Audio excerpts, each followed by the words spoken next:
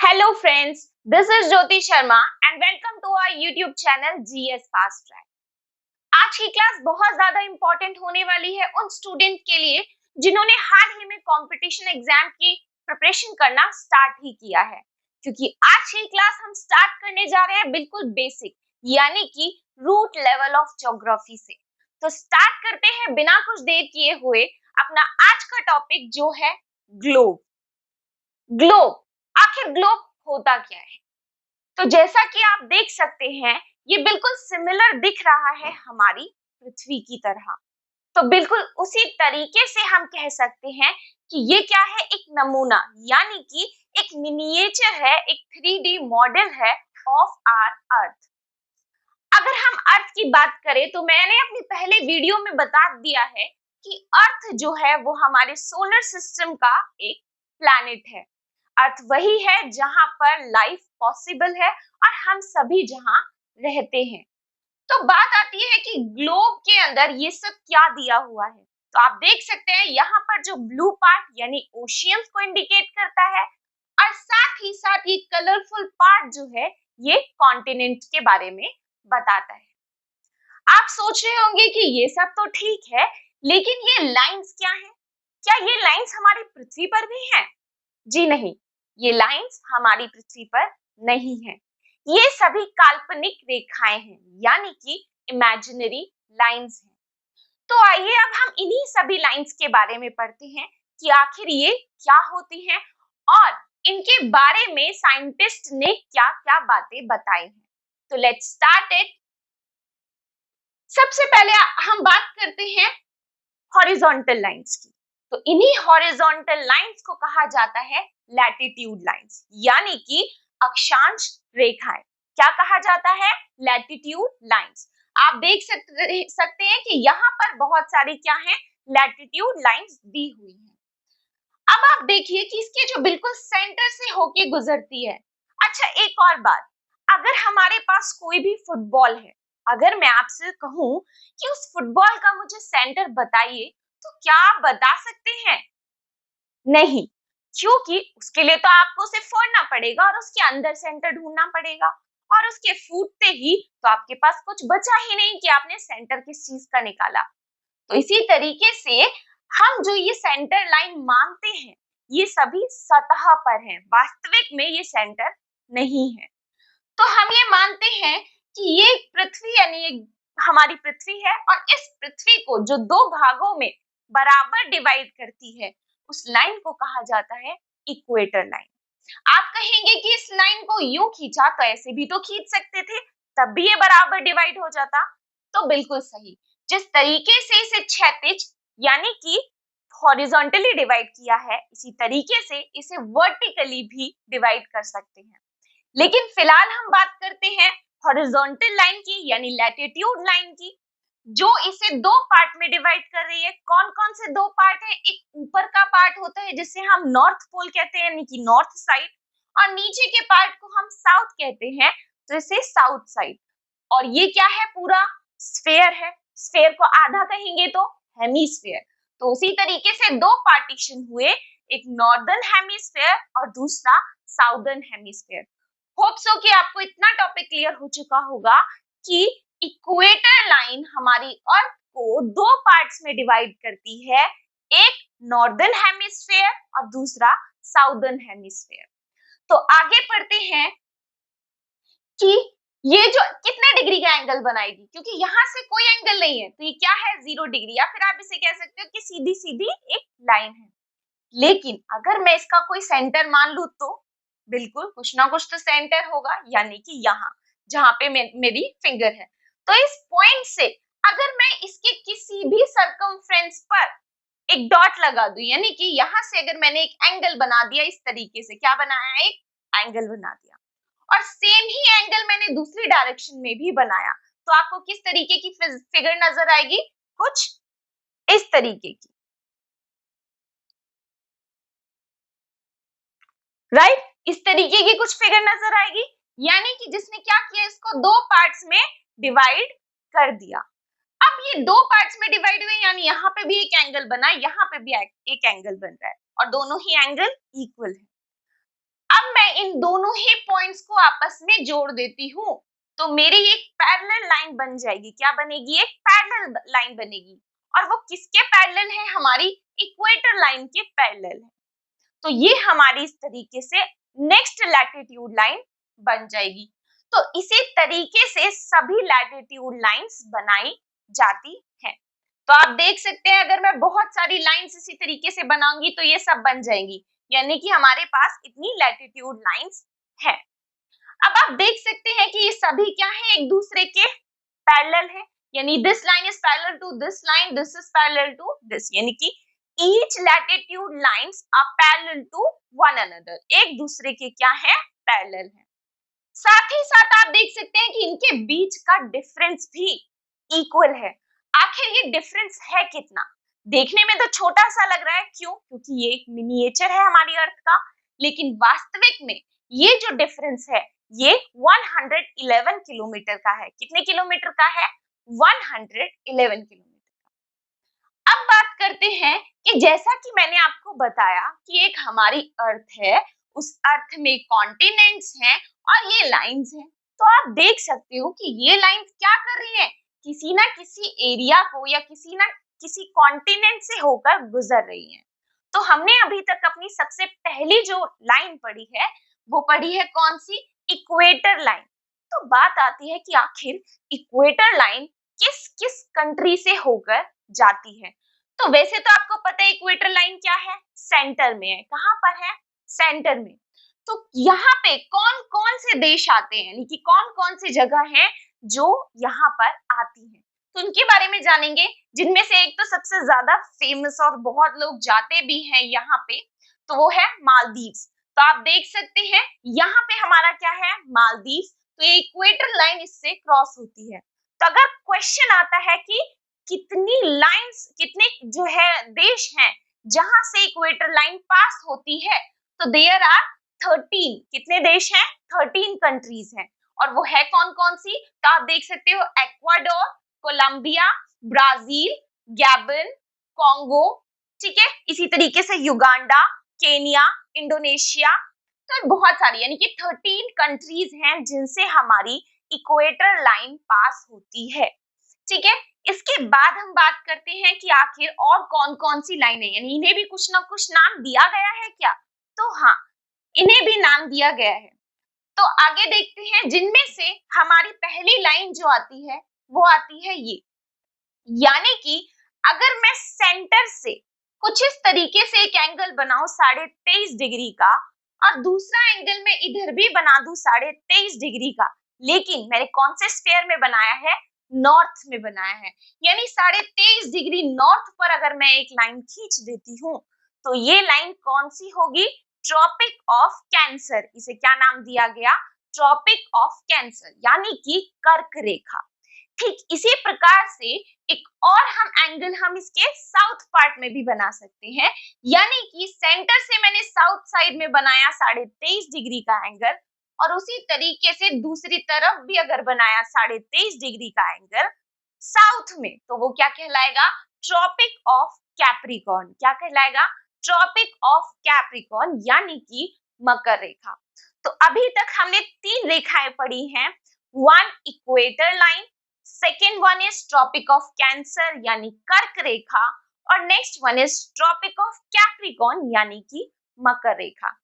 अब हम जानेंगे कि आखिर ये ट्रॉपिक ऑफ कैंसर कितने, मतलब अब खुद सोचो, ट्रॉपिक ऑफ कैंसर कहाँ पे? आप अपनी इंडिया को अगर देख पा रहे हैं तो ये है हमारा इंडिया। यहाँ पर किस किस जगह, किस कॉन्टिनेंट से होके गुजर रही है? तो ये क्या है आपका? अफ्रीका से। ये क्या है आपका? नॉर्थ अमेरिका से। और यहाँ है आपका एशिया यानी कि इंडिया। ठीक है, एशिया के अंदर इंडिया है तो हमारा इंडिया। बहुत बार क्वेश्चन आया है कि कौन से ऐसे स्टेट्स हैं जिनसे कर्क रेखा होकर गुजरती है। ठीक है, तो ये याद रखना बहुत ज्यादा जरूरी है कि कितने स्टेट्स हैं जहां से कर्क रेखा होकर गुजरती है। ऐसे तो मैं आपको बता दूं, जैसे मिजोरम, पश्चिम बंगाल, गुजरात, मध्य प्रदेश, लेकिन बच्चे कहते हैं कि हम तो भूल ही जाते हैं, एग्जाम टाइम में याद ही नहीं आता कि कौन कौन से स्टेट्स थी। तो इसे याद करने के लिए एक बहुत इजी ट्रिक है, वो है मित्र पर गमछा झार, क्या है? मित्र पर गमछा झार। मित्र यानी मी मिजोरम, त्र से त्रिपुरा, प से पश्चिम बंगाल, र से राजस्थान, गमछा ग से गुजरात, म से मध्य प्रदेश, छ से छत्तीसगढ़। अब बचा झार, झार से झारखंड। हो कि अब आप बिल्कुल भी नहीं भूलेंगे, क्योंकि इससे इजी और क्या होगा कि आपको सारे के सारे स्टेट लाइन से याद हो गए कि जहां से हमारी कर्क रेखा गुजरती है। नेक्स्ट मैंने आपको बताया था दूसरी रेखा क्या है, हमारी मकर रेखा, यानी कि ट्रॉपिक ऑफ कैप्रिकॉर्न। कैप्रिकॉर्न की बात करते हैं तो ये कितने डिग्री पर है? 23.5 डिग्री पर, यानी कि 23.5 या 23.5 भी कह सकते हैं। है किधर? नॉर्थ में है कि साउथ में? तो साउथ में, तो 23.5 डिग्री साउथ। अब बात आती है कि ये भी तो कहीं ना कहीं से गुजर रही है, तो बिल्कुल किस कॉन्टिनेंट से गुजर रही है? तो आप देख सकते हैं ये हमारा ऑस्ट्रेलिया है, ये हमारा अफ्रीका है, और ये हमारा क्या है? साउथ अमेरिका है।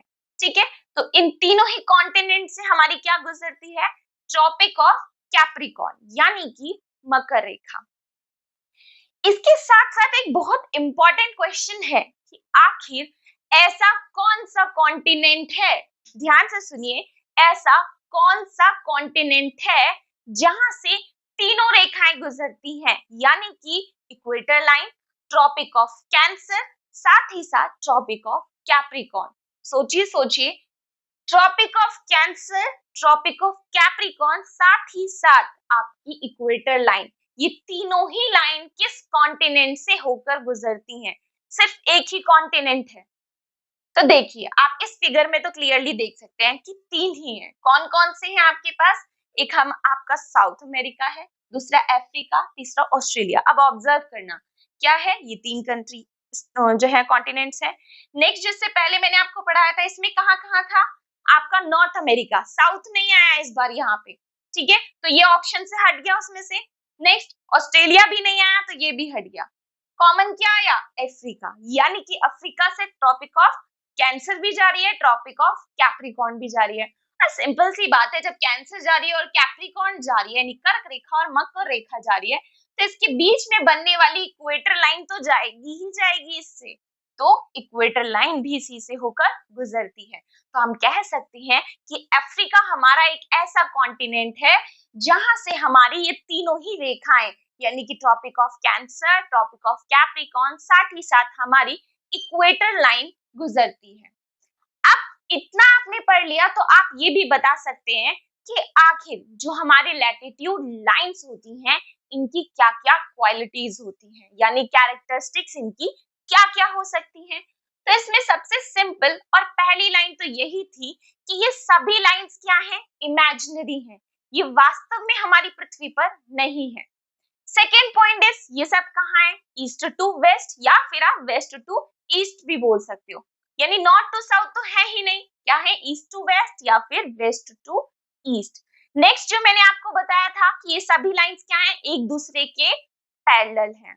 इसके साथ साथ ये भी बताया था कि इनके बीच का डिस्टेंस जो इक्वल है, वो कितना है? वो कितना है? 111, यानी कि 111 किलोमीटर है। अब बात आती है कि आखिर ये लाइंस है कितनी, क्या काउंटेबल हैं? ऑफ कोर्स काउंटेबल हैं। एक हमारे पास अर्थ है, ठीक है, इसे अगर हाफ कर दे और ऊपर से एंगल कितना बनेगा? ऑफ कोर्स 90 डिग्री का एंगल बनेगा। तो ये कहा जाता है कि हमारे सेंटर से, आप देखिए, हमारे सेंटर की एक लाइन ये हो गई, इसके ऊपर 90 लाइंस हैं और इसके नीचे भी 90 लाइंस हैं, तो टोटल कितनी लाइंस हो गई? 90 प्लस 90 कितनी हुई? 180। लेकिन ये टोटल लाइंस नहीं है, आप इस इक्वेटर लाइन को गिनना भूल ही गए, यानी कि ये टोटल लाइंस कितनी हो गई? 181। अब यहाँ पे एक छोटा सा कॉन्फ्लिक्ट है, वो क्या है कि कुछ साइंटिस्ट कहते हैं कि जो हमारा नॉर्थ पोल है और साउथ पोल, दोनों पर जो सबसे आखिरी एंगल बनता है, वो बिल्कुल एक बिंदु के आकार का है, वो कोई रेखा नहीं है। जब वो रेखा ही नहीं है, तो उसे लाइंस में नहीं गिना जाना चाहिए। तो इसी कारण उन्होंने कहा कि हमारी जो पृथ्वी है, उस पर जो लाइंस है, लैटिट्यूड लाइंस हैं, वो कितनी है? 179। होप कि आपको समझ में आया 179 क्यों कहा।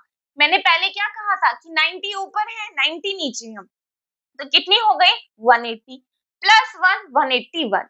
लेकिन कुछ साइंटिस्ट ने कहा कि ऊपर की एक लाइन माइनस कर दो, नीचे की भी एक माइनस कर दो, क्योंकि वो लाइंस नहीं है, वो बिल्कुल डॉट है। तो इस हिसाब से हमने उसमें से 2 माइनस किया तो कितनी हो गई? 179 लाइंस हो गई। तो इसीलिए कहीं पर 181 लाइंस मिलेगा। और साथ साथ अगर क्वेश्चन में स्पेसिफिकली लिखा हो कि नॉर्थ और साउथ का जो पॉइंट्स हैं उन्हें नहीं काउंट करना, तो कितनी है? तो हमारे पास 179 लाइंस हैं। इसके बाद आपको ये भी पता है कि हमारी जो इक्वेटर लाइन होती है वो हमारी पृथ्वी को दो पार्ट्स में डिवाइड करती है, एक नॉर्दर्न हेमिस्फीयर और नीचे वाला साउदर्न हेमिस्फीयर। तो यहाँ तक अब आपने ये सीखा कि लैटिट्यूड लाइंस क्या होती हैं, साथ ही साथ Tropic of Cancer, Tropic of Capricorn और इक्वेटर लाइन किस किस कॉन्टिनेंट से होकर गुजरती है। साथ ही साथ इंडिया में जो कर्क रेखा जाती है यानी कि ट्रॉपिक ऑफ कैंसर जाता है, वो कितने कितने स्टेट से होकर गुजरता है। तो आगे स्टार्ट करते हैं हम अपनी नेक्स्ट लाइन के साथ, जो है आर्कटिक सर्कल। इसे आर्कटिक सर्कल क्यों कहा जाता है? क्योंकि हम जानते हैं कि हमारे यहाँ ऊपर की साइड पर यानी नॉर्थ साइड पर क्या है? आर्कटिक ओशियन है। इसी कारण से इसे आर्कटिक सर्कल कहा जाता है। ये इक्वेटर लाइन से कितने डिग्री के एंगल पे बना हुआ है? 66.5 डिग्री यानी 66.5 डिग्री नॉर्थ पर, ऊपर है तो नॉर्थ। तो किस तरीके से बना होगा? इक्वेटर लाइन सेम वही है कि यहाँ डॉट है यानी सेंटर पॉइंट है, यहाँ से एक एंगल बनाया गया 66.5 डिग्री का, उसी तरीके से एक एंगल 66.5 डिग्री का यहाँ बनाया गया और इन दोनों को ही डॉटेड लाइन के साथ जोड़ दिया गया। तो इस तरीके से बना हमारे पास आर्कटिक सर्कल। अगर पूछे तो किस कॉन्टिनेंट से होके गुजरता है, तो आपका ये क्या है? North America. ये क्या है? आपका यूरोप। ठीक है, तो इस तरीके से आप ये बता सकते हैं कि कौन सी लाइन किस कॉन्टिनेंट से होकर गुजरती है। अब कहेंगे कि जिस तरीके से इनका ऊपर बनाया था यानी नॉर्दर्न हेमिस्फीयर में बनाया था, तो क्या साउदर्न में नहीं बनेगा? बिल्कुल बनेगा। तो इसी तरीके से इक्वेटर लाइन से अगर मैं साउदर्न हेमिस्फीयर में 66.5 डिग्री की लाइन खींच दूं, तो एंगल बना दूं और लाइन ज्वाइन कर दूं, तो वो हमारे पास क्या कहलाएगा? Antarctic circle. बिल्कुल उसी तरीके से जैसे यहाँ पे आर्कटिक ओशियन है, तो इसलिए आर्कटिक सर्कल, और यहाँ पे कौन सा ओशियन होता है? एंटार्क्टिक ओशियन, इसीलिए इसे एंटार्क्टिक सर्कल कहा जाता है। आई होप कि आपको लैटिट्यूड लाइंस जो हैं इनके बारे में सब कुछ क्लियर हो चुका होगा अब तक। तो अब आप कुछ इस तरीके से देख सकते हैं कि जैसा हम जानते हैं कि हमारी पृथ्वी बिल्कुल इस तरीके से नहीं घूमती, यानी कि हल्की सी क्या है? टिल्ट है। कितना? टिल्ट है। अपने एक्सिस से कितना है? यानी इक्वेटर लाइन से 66.5 डिग्री, और अपने सेंटर लाइन से कितना है? 23.5 डिग्री। हालांकि इसका सेंटर कहाँ होना चाहिए था? यहाँ होना चाहिए था, लेकिन ये हल्की सी झुकी हुई है। कितना झुकी हुई है? 23.5 डिग्री झुकी हुई है। ठीक है, तो इस तरीके से अगर जो है सूर्य का प्रकाश यहाँ से पड़ेगा, ठीक है, इन्हीं लाइंस की इंपॉर्टेंस बता रही हूँ सूर्य के प्रकाश। जब सूर्य का प्रकाश इस तरीके से पड़ता है तो जितने पोर्शन पर लाइट आती है वहां डे होता है, जितने पर नहीं आती वहां पर नाइट होती है। अब बात करते हैं, आपने वर्ड सुना हो इक्विनॉक्स। आखिर इक्विनॉक्स होता क्या है? यानी कि जब लाइट बिल्कुल बराबर पड़ती है, यानी कि जितनी क्या होगी डे पे उतनी ही नाइट पड़े, यानी जितने दिन में दिन के घंटे हो उतने ही रात के हो, तो वो क्या होते हैं? इक्विनॉक्स कहलाता है। अब कहेंगे आखिर ये कैसे होता है? तो जैसा कि आप जानते हैं कि हमारी 0 डिग्री लाइन यानी इक्वेटर लाइन जो होती है वो इसे दो हेमिस्फीयर में डिवाइड करती है, और अगर सूर्य जो होगा यानी कि सन जो होगा वो इसी लाइन के यानी इक्वेटर लाइन के क्या होगा? प्रिपेंडिकुलर होगा। उस दिन हमारा क्या होगा?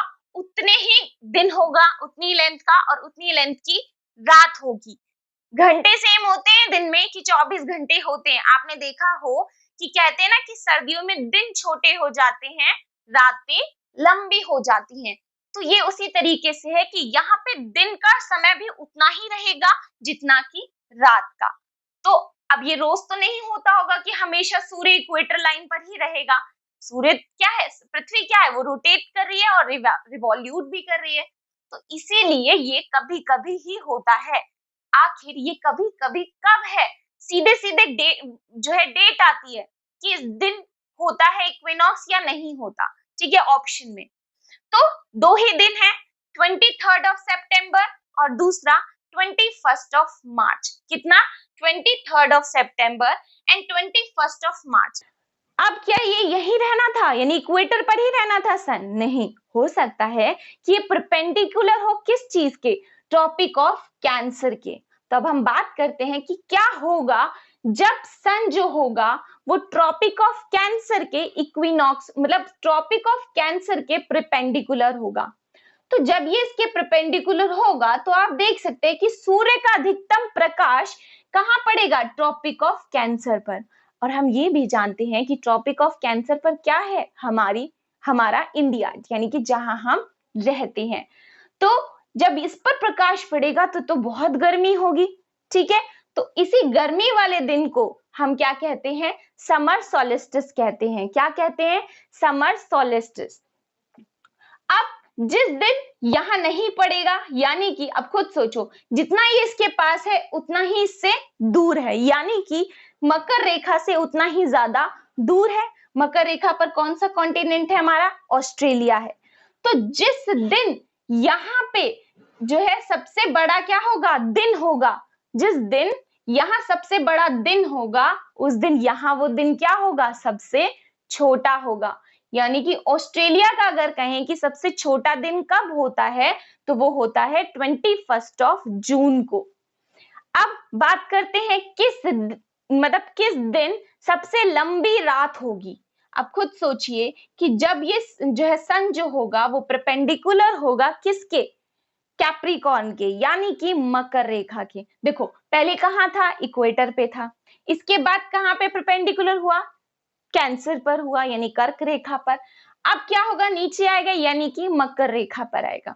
जब मकर रेखा के परपेंडिकुलर होगा तो यहाँ पे तो दिन सबसे बड़ा होगा, ठीक है, लेकिन वही सबसे छोटा दिन यहाँ पे होगा।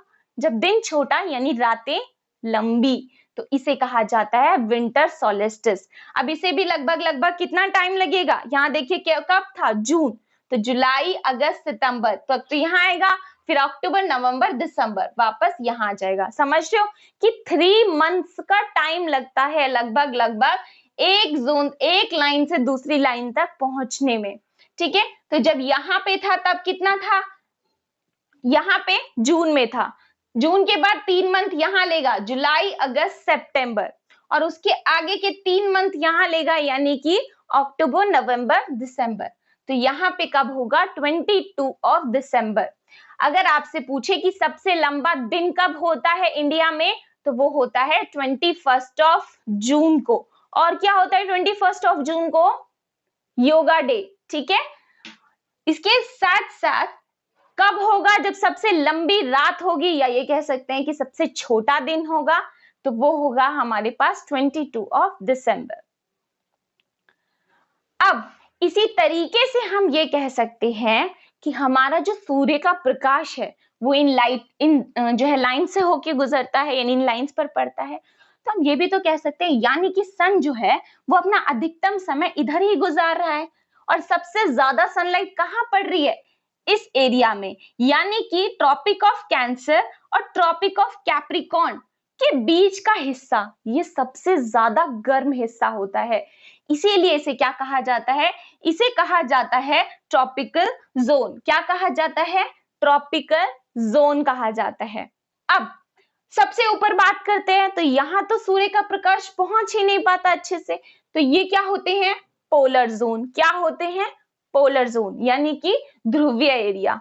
अब बात आती है कि खुद सोचो, यहाँ की गर्मी उठ के ऊपर जाएगी और ऊपर की ठंडक उठ के नीचे आएगी, तो इस वजह से ये जोन क्या होता है, टेम्परेट होता है, यानी कि ना तो ज्यादा गर्म और ना ही ज्यादा ठंडा। क्योंकि ये गर्म है तो ये ठंडी हवा ठंडी की ओर भगेगा, यानी हवाएं जो होंगी ठंडी की ओर जाएंगी, और ये ठंडा है तो ये कहाँ आएगा, गर्म की ओर आएगा।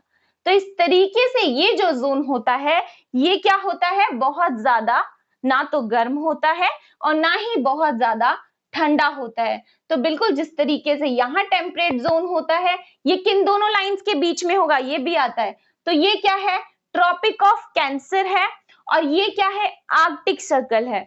इन दोनों के ही बीच का जो हिस्सा होगा वो क्या होगा, आपका टेम्परेट जोन होगा। बिल्कुल इसी तरीके से नीचे भी कह सकते हैं कि ट्रॉपिक ऑफ कैप्रिकॉर्न और एंटार्क्टिक सर्कल के बीच का हिस्सा भी आपका टेम्परेट जोन होगा।